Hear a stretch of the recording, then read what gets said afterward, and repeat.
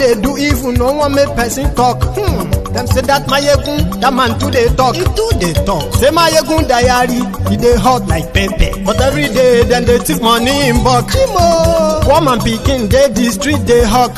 Still them talk say make we no talk. But thank God say Mayegun don't come. So my people make you laugh. Oh yo yo.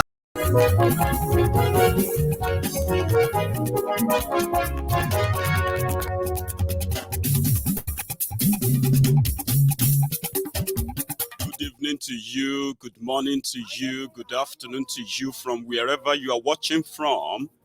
This is Mayegun Live. Mayegun làwa mọ̀, làwọn dòdòdòdò. Mayegun diary, Mayegun power. Mayegun ti dé o, ọ̀rẹ́ ará ìlú. Mayegun diary, Mayegun power. Lórí Facebook, lórí YouTube. Mayegun diary, Mayegun power. Gbogbo bó ṣe ń lọ ni Mayegun já wa sí. Mayegun diary, Mayegun power. As much as you are joining the broadcast, I advise or I implore you to please share the broadcast, okay? Tag other people. Invite everyone that needs to be here. In fact, especially the Lagos Abobakus. Mayegun diary, Mayegun power. Mayegun diary politico. Mayegun diary, Mayegun power. Godfatherism, kò sí lọ́rọ̀ Mayegun. Mayegun diary, Mayegun power.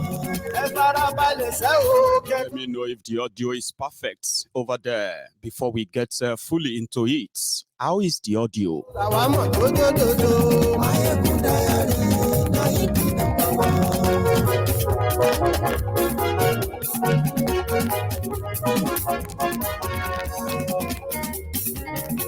Àní ẹ̀sùn rà kì í. Mayegun ti dé. Mayegun ti dé. Ọ̀jẹ̀lú ẹ̀sùn rà kì í. Mayegun ti dé. Àní ẹ̀sùn rà kì í. Mayegun ti dé. I have a few things I'm going to share with you tonight, even though we are starting late, but it's going to be a very, very beautiful night. So make we first, do Ijuba. So we can juba. So ajuba gbogbo ẹ̀yin tíwájú. So kẹjẹ juwa shelale yo, because there are some very, very important, stuffs that we are going to dig into. Digging into them is just to further open, or let me say to open, a further perspective into it. I mean, of the razzmatazz, when they say something, oh, we've done this and all that, then after that razzmatazz, you find out that behind the scene, there is more. That's what we're going to do tonight. So share the broadcast. Àní ẹ̀sùn rà kì í. Mayegun ti dé. Òkúra olóṣèlú. Mayegun mami. Àní ẹ̀sùn rà kì í. Mayegun ti dé. Ọ̀jẹ̀lú ẹ̀sùn rà kì í. Mayegun ti dé. Àní ẹ̀sùn rà kì í. Mayegun ti dé.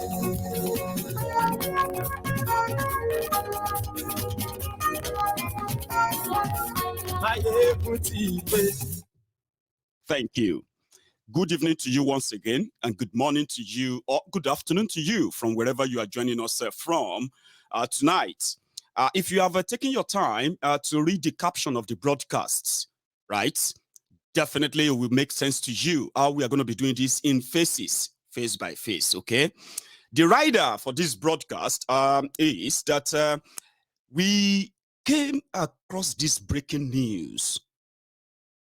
They discovered 1.8 tons of crack cocaine in a warehouse in Ikorodu.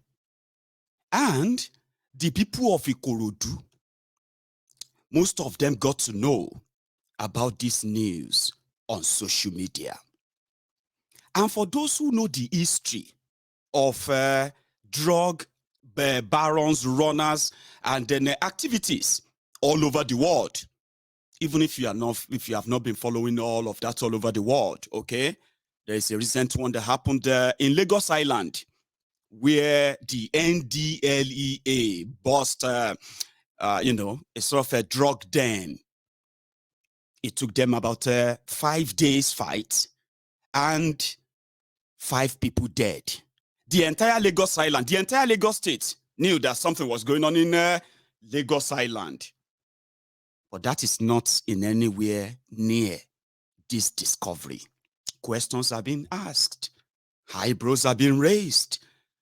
How did Ikorodu become a depot to have amassed such amount of drugs in Lagos State? There are questions, oh, and there are more you are probably going to ask too. That is going to be the first part.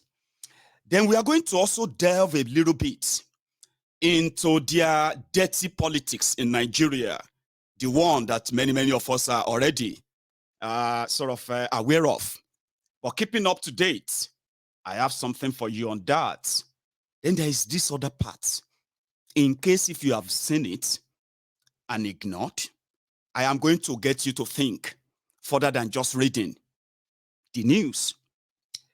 I told you on this platform, and I am yet to be kind of, proved wrong. No one can actually prove that wrong anyway, except if they're actually going to expose more.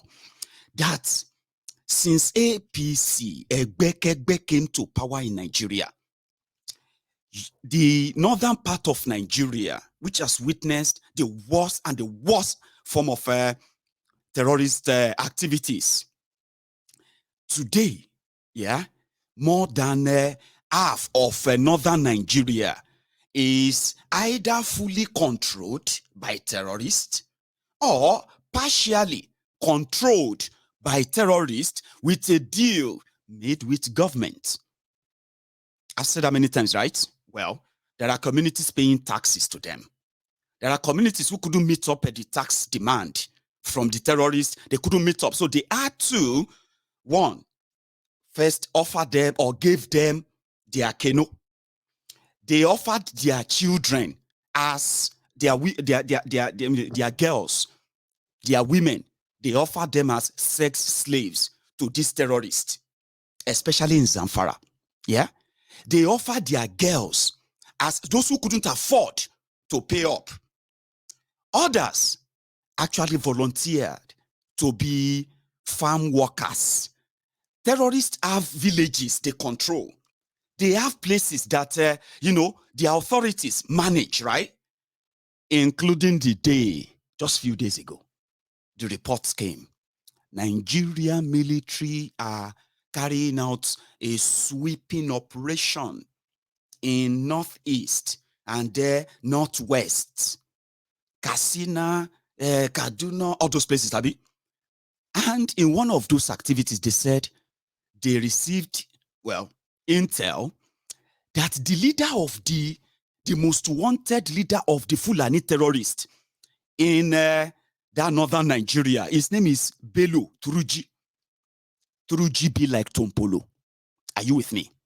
Turuji, be like, who else can I compare Turuji with? So, I'll remember and I'll tell you. But you know Tompolo, right? You can't say he's a freedom fighter. You can't say he's a terrorist. You can't say he's insurgency. What did they call it? Militancy or militant, Abi? But you can say he's everything in one, and he's also the party of government as well, Abi. But here is something about Turuji. Turuji, who is the leader of the terrorist gang who have been terrorizing states like Katsina, states like Zamfara, states like Niger, states like Kebbi, states like Sokoto. All these areas, they know him and they know his boys there, armed to the teeth. They received an intel that in one of the villages controlled by Turuji's army, they were holding a wedding, and Turuji and his army, they were going to attend that. That was an intel for the army, Abi. Well, the reports came. Nigerian army bombed terrorist base who were holding wedding. 32 people killed. Guess what? None of Turuji's members or himself is affected. Now, Turuji escaped. 30 minutes before the bomb was dropped. Now, Turuji returned back to Zamfara. Because you see, in Zamfara, Turuji happened to be, that's where he gained his notoriety. Okay? Let me show you his face because some of you may be wondering. Turuji gained his notoriety in Zamfara, where the government of Zamfara made deals with him. The deal they made with him was that as a Fulani bandit leader, kidnapping and collecting ransom, massacring and butchering people, burning and all that, yeah? It could be useful to them since they couldn't arrest him. So they made a deal. They said he surrendered. He collected 600 million naira and some vehicles. This is a fact. You can go and check. Okay? So, to the Zamfara, Katsina, all these places where people have died in the hands of his army, yeah? He is not a terrorist, okay? He is a human rights activist fighting for some kind of cause that nobody knows except them, okay? And they are the only ones who can tell you if he is a terrorist or not. So they made a deal with him. In Katsina State, they declared him wanted, right? In Zamfara State, he is welcome. When they asked the police in the Katsina State where Buhari comes from, how come you haven't arrested the Turuji?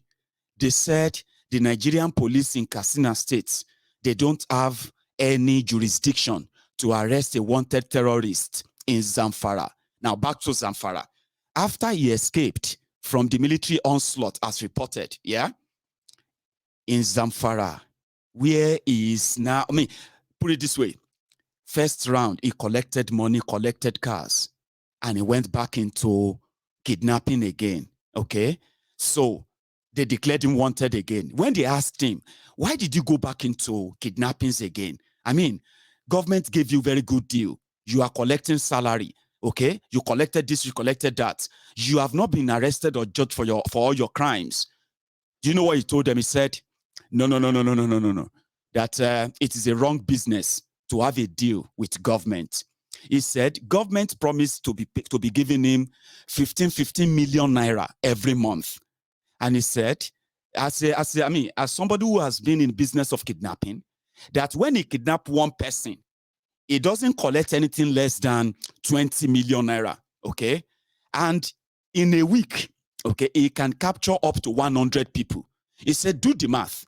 If I kidnap 100 people, and I collect 20 million naira from them in a week, yeah, is that profitable for me or to go and do a deal with politicians? That was what he said, though. So he went back on. They declared him wanted as well. Guess what? Just a couple of months ago, he struck another deal with them. This time around, he is made to lead the hunt for the Boko Haram terrorists or other terrorists that are like other gangs. So he's in a new deal with them in Zamfara. That is that. So when he escaped, in order for the people who are under his jurisdiction right now, in order for them not to become the people that will pay for what Nigerian federal government did, you know what they did? They quickly went to go and pay condolences visit to him. We are very sorry. Sarki, Sonu Daiki, Sonu Dauku, no be us, do blah, blah, blah, blah, blah. If you check your screen, right, you will see the Keno debut. Now, the following communities, right, these communities, especially in Zamfara, communities like Jagaba, they are paying 1.6 million. Brini Doki, they are paying 1 million. Tangaram, they are paying 1.5 million. And later, it is now, they added extra 2.5. The community is now paying 4 million naira to Turuji and his gang. Jarukuka, they are paying 1.5 million. Tuntuja, they are paying 500,000. Safta, they are paying 1 million. Tudun Magaji, they are paying 2 million. Kadadaba, they are paying 820,000 naira. Tudun Kudaku, they are paying around 50,000 naira. Gargam, they are paying 1 million. Kuanarmaje, they are paying 900,000. Yeah. Yaru Tumaki, 1 million. Bawardaji, 1.7 million. Tunga Liman, 6 million. And Makakari, 430,000 naira. Those who couldn't afford, they donated their own too. Some are selling their properties. In Nigeria that you are living right now, that Nigeria of APC, Egbe.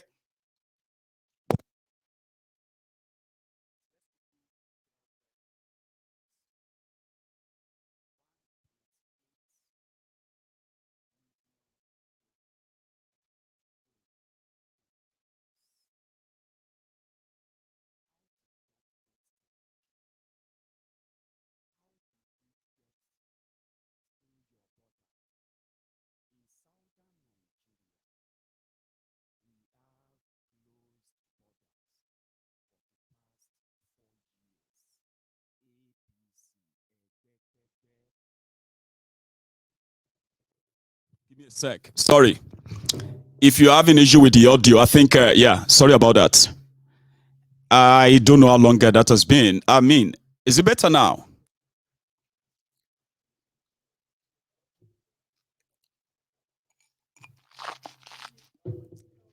It should be now, I believe. Sorry about that. And keep reminding me in case if the sound quickly goes away. I think I'm due some replacement of some of my, in fact, maybe all of my equipment, so to say. So I am going to start looking into my savings now. And then I begin to probably play some others. So, yes. Keep reminding me whenever the audio goes off, okay? Because I may not notice. And I'll keep reading my comments as well. Thank you for that. So I was talking about the drug busts in Lagos. Great news.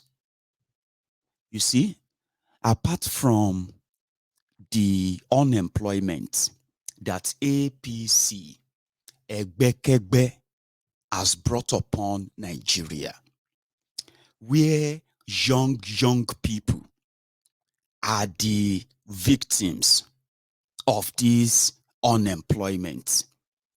Today, young people in Nigeria are resorting into serious drug abuse that is now becoming a pandemic. But over the years, we have been told that Nigeria remained a transit hub for drug smugglers to Europe from South America. South America is very close to Africa, right? You will be surprised. So close to Africa, and Africa is so close to Europe, and Nigeria happened to be one of their main hub. You know the story of drug trafficking, you know what it is every day at the airport and all that. But I believe you also know very much the violence around drugs when you see drug crisis or drug dealers encountering authorities. Good intel. According to NDLEA, this is their release. I'm going to try and read it out just for the sake of this chart, okay? They said the bust cocaine warehouse sees 193 billion naira worth of crack in Lagos. They arrest 4 drug barons and 1 person. So here are the names of those they arrested and where they come from. These are the people that they walked into. So surprised and all that. I mean, that amount of a drug in the house, no guns, no security, no nothing, just there waiting to come and be picked and packed away. And the people who came to pack them as well, I'm going to show you their video. So you tell me, for some of you, yeah. Somebody said that they have issue with the sound again. Please let me know if you are still having issue with that. hopefully, I mean, hopefully not as well. Okay. So according to them, they said that in what appears to be the biggest singular cocaine seizure in the history of Nigeria's premier anti-narcotic agency, operatives of the National Drug Law Enforcement Agency, NDLEA, have busted a major warehouse in a secluded estate in Ikorodu area of Lagos, where 1.8 tons, that's 1,855 kilograms of the illicit drug worth more than 270 million dollars, which is 194 billion naira, nearly 195 billion, by the way, in street value, were seized. At least, they said, 4 drug barons, including a Jamaican, and the warehouse manager have been arrested in the well-coordinated and intelligence-led operation that lasted 2 days across different locations in Lagos State. So kingpins of the cocaine cartel in custody include Soji Jibril, 69 years old man, an indigene of Ibadan, Oyo State. Emmanuel Shuku, 65, from Ekulobia, Anambra. Wasiu Akinade, 53 years old man from Ibadan, Oyo. Sunday Oguntelure, 53, man from Okitipupa, Ondo. And Kelvin Smith, 42-year-old man from Kingston, Jamaica. They are all members of an international drug syndicate that the agency has been trailing since 2018. So it was a covert operation that they allowed to happen so that they can capture them. They said, hello, let's show the video of the capture. I mean, it was like somebody coming in to come and pack your stored expired noodles. And there you are. You're just waiting. We are drug dealers, the biggest drug keepers in the, in the history of Nigeria. We're just like Pablo Escobar, Abibao. Anyway, I can show you what they shared with us earlier. One sec.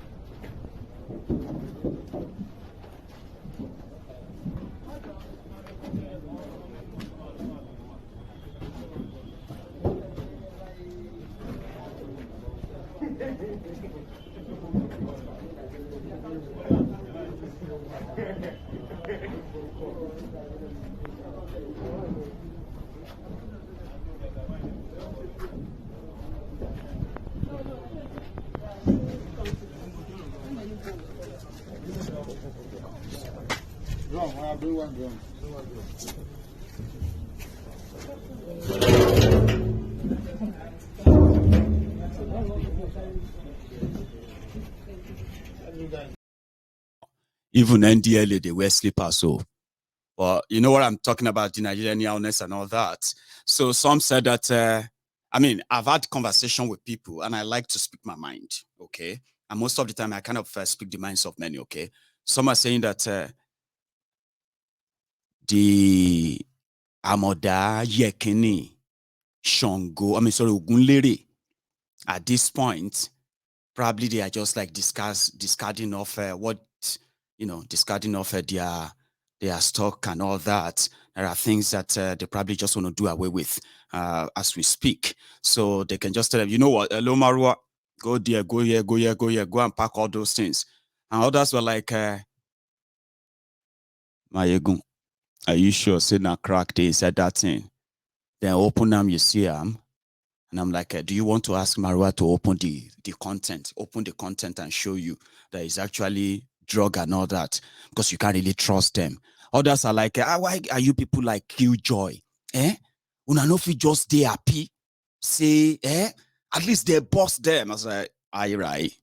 Then bust them. That looks like a bust to you? Like a real drug bust? I'll leave you with that, okay? I just thought you should have it on record how the best drug buster in history in Nigeria happened as well. But that's just on the side, okay? There is other parts, which is their dirty politics I said I was going to share earlier. Few days ago, this guy had this to say, and I bet some of you agreed, but he had more. His name is Mahdi Shehu. I found his name. A thief in his own right too.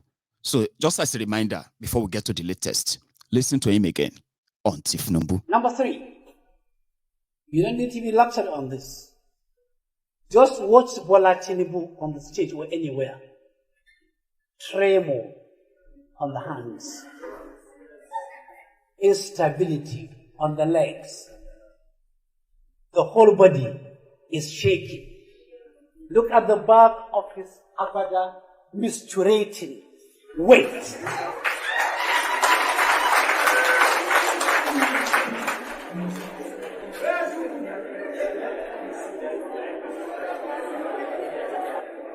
Can I continue? Give me your silence, please.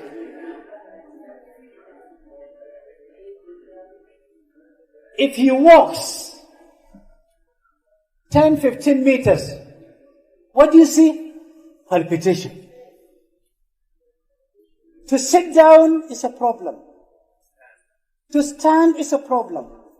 To prostrate for prayers is a problem. That is to tell you that he is not physically and mentally healthy. We have seen the danger of electing unhealthy presidents in Nigeria. If you know the amount, one day we will come to know the amount of money spent on our presidents on their health requirements. I'm sure it's going to be mind-boggling. Mind-boggling. The amount is going to run into unbelievable figures. One day the figure will come to limelight. We want a healthy president. A stable president. A president with stable mind. A president who is healthy, fully oriented to time, people, and places. We want a president whose background, whose genealogy, whose male and female parents are well known to everybody around. We don't want somebody with questionable background, doubtful background, questionable genealogy. We want a president whose education. So that was his name, Shehu Mahdi. Some people laughed. He's not lying, okay? But he's a dubious character himself. And he did go further and spoke more. This time around, the usual card. Listen to this. I mean, let me see if that's that. Listen to this. This is a message to my northern Christian brothers and sisters, specifically for you. Why?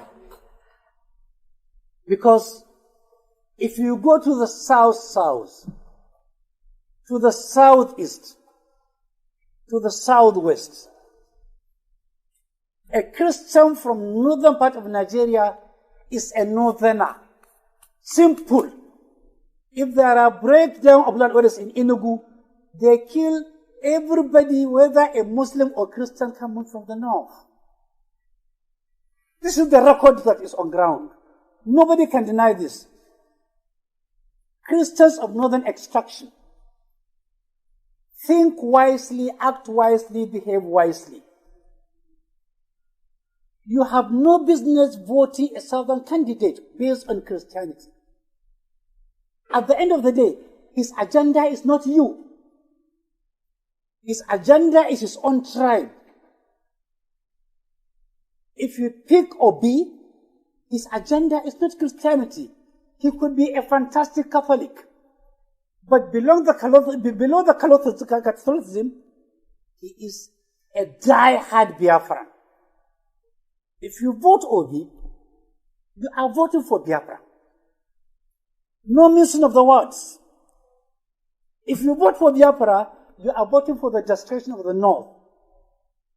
Tell me, a Christian from Taraba, Nasarawa, Kogi, Kwara, Kaduna, Kebbi, Sokoto, Bauchi, Gombe. Tell me what you drive, the benefit you will drive by voting Obi. Just tell me one single benefit. And the answer is there is none. If you want to know the answer is true, go to Enugu, go to Aba, go to Inewi, go to Akwa Ibom, go to every part of the South. As a Muslim, as a Christian.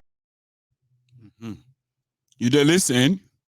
There is another part. Just another short one. Single benefit. And the answer is there is none. If you want to know the answer is true, go to Enugu, go to Aba, go to Inewi, go to Akwa Ibom, go to every part of the South. As a Muslim, as a Christian, and ask for a land to build a church. I think Christianity is supposed to be universal. Go and ask for a land to build a church there as a Christian from the North. You will never have one. You will never have one. But all over the North here are churches owned by people from where? From the South. The land is owned by them. The church is owned by them. You go to these churches for service. You give the usual weekly tithe to them. They are eating fat, growing fat on you as Christians, brethren, belonging to the body of Christ. But if you want to know that you belong to different Christianity, go over there and ask for a land to build a church. Not even the mosque. Not even a mosque. Indigenous Muslims in the South now are building mosques and Islamias with hard-earned money, but with a lot of intimidation from government. A lot. We've given them enough accommodation. But the truth is that they are not thinking Nigeria. Obi is not thinking Nigeria. Quote me anywhere, any day, anytime. And no apology for this. Because he is a liar, I am not going to quote him. I'm going to do my bit to educate some of us. Because you see that message, some of you who have been doing one Nigeria, and you are from southern Nigeria, if you should be thanking God, or you should be thanking your star that you have access to social media in your lifetime. You see messages like that, they are like normal in northern Nigeria. I mean, some of you will hear some things. You will be like, what? What? How could this? How did it? You'll be acting like you are surprised. I'm telling you now not to be. Do not be surprised. That is the message. But let's first correct all the lies. In every part of Nigeria, today, as bad as it is, you are going to find every Nigerian from everywhere, from every part of Nigeria, living everywhere else too. And I'll give you instances. You will never get to any part of southern Nigeria and you do not find places called Sabo Ngari, Hausa communities, Fulani communities, Taraba, Benue people, and the rest of many people like that have communities in different parts of southern Nigeria. These areas are indeed given, some of them are given for free. Yes. If you see so many Fulani settlements in any part of southern Nigeria, many of them, many of those lands are encroached on. The Hausa people are traders. They are farmers. They are traders. Over time, Many of them in decades past, so in southern Nigeria, you will see them, Seriki, Hausa, Seriki, this or that, here and there. We have them everywhere, like normally, whether you are Yoruba or whether you are Igbo, even our Biafran brothers will attest to that. Mostly. Because when we were growing up, most of the northerners who come down south, most of them come as traders and laborers. Some will come with their wares to sell, onions, farm produce, and all that. Before they go back to the north, some will stay back and work on southerners' farms as farm helps. And there are times that they are always going to return back to northern Nigeria. It has always been like that. Those who stayed back, there are those who bought land, built houses. Some built mosques in different parts of southern Nigeria. It's not new. Yes, including Igbo land. That was how much people respected each other's spaces and all that. Now, northern Nigeria, when you see anybody from southern Nigeria that owns any property, whether it is land or house, they paid for every goddamn penny. Do you understand that? Nothing was offered or given as, Yoruba, I don't have any, I have no record of that you will go to any part of northern Nigeria and they will say, oh, this area was given to Yorubas. They were given to Igbos. Or they are given to southerners. No. People were investing in northern Nigeria, southerners. They were sending their children to schools in northern Nigeria. They were creating jobs. They were building houses. They were paying for things. They were not encroaching. Do you get that now? And like in the south, every year, there are always northern returnees. Do you get that? To some, they are comfortable living up north rather than living outside Nigeria. But things has gone even worse now, where terrorists have taken over leverage of governance, every strata of where morality should reign, religious fanaticism, bigotry, intolerance, and many other things have taken over. So the messages out there is that the North versus the South, and there's no better time to show that than now. That election is happening. You see, that born liar is a prominent spoken thief from northern Nigeria too. So if you have heard that before, it is not true. The same thing, when you see Easterners, the Igbos in western part of Nigeria, nothing is given to anybody for free. Do you understand? If you see anybody from any part of Nigeria who is doing well, wherever you find them, it is because they left home fine, right? They didn't meet the opportunities where they went. They created opportunities there. You need to remember that, we fed them, we clothed them, we did this, but go to the Eastern Nigeria and tell them you want to build mosque. Go to Eastern Nigeria, say you want to build church. All those kind of propaganda are easily sold among illiterates, people that have been in a way indoctrinated through religious and other abracadabra that education has failed to fix. If you are watching me from northern Nigeria, let me tell you this. Before they gave birth to your father and your father's father, northerners have been building, they have been procuring lands, buying lands, building houses, building stores, shops, and building mosques, worship centers across southern Nigeria without any fight before they gave birth to your father's father. Do you get that now? But politicians will tell you, nobody is allowed to do this here or do that there, because you see, every decade, Nigeria's fake unity continue to shrink, and guess what? Every now and then, every decade, every one of you continue to realize that you have been limited to your space. Yes, Gone are the days when it could be something of joy. Say, we are going on excursion. Excursion to where? We are going on excursion to Zamfara. Yeah, we excursion to Zamfara. You know what I mean? We are doing an excursion to Ikogosi Ekiti. Makobami, no excursion, please. I don't get around some money.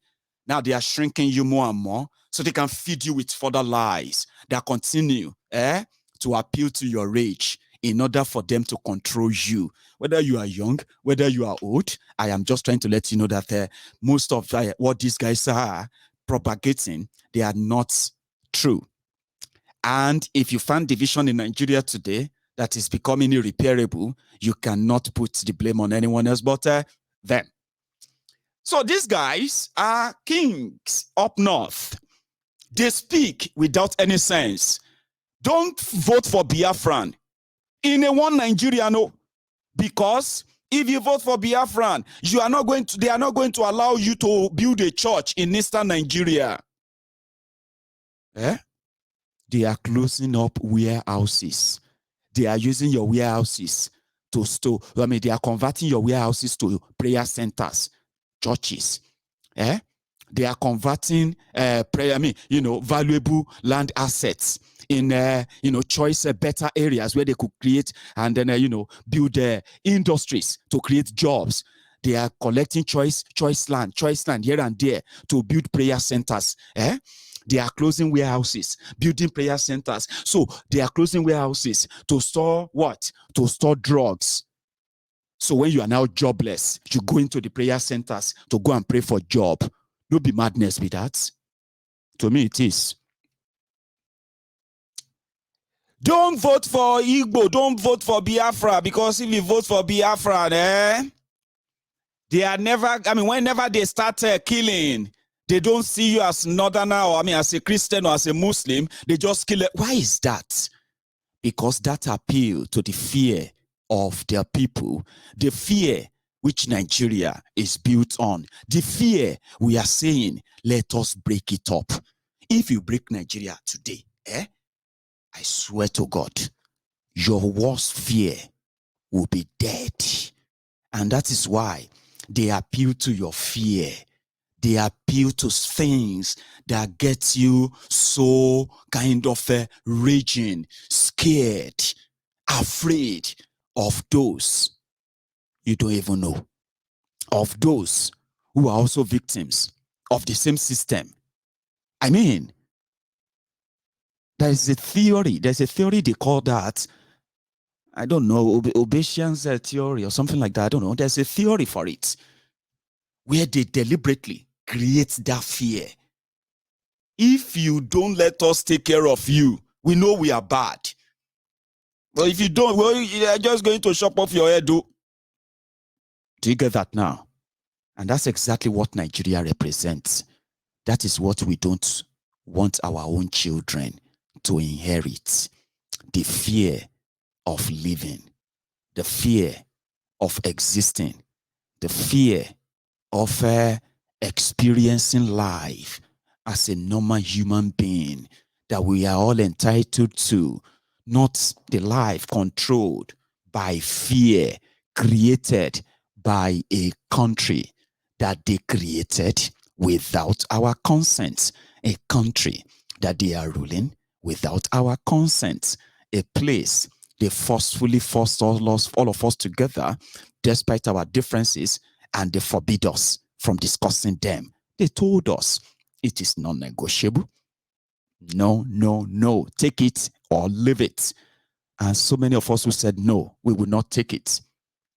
And we will not leave it until something is done that the likes of these guys will stop adding to your fear, telling you you are still one, but you are not one in the same sentence. And so difficult for you because they make it look like you are so confused. Don't be. You are the victims of your choices too. Just have that at the back of your mind.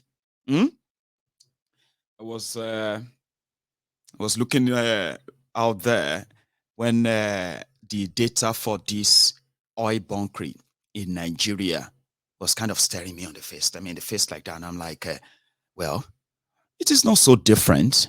Like this issue of insecurity, where so many of you will be asking yourselves, well, maybe not anymore. How are they getting access? How are these guys getting access to all these weapons? How did they manage to get into Nigeria? Oh, how did all this amount of drug manage to get into Nigeria? And there's no fights. People were so sophisticated to smuggle them in. They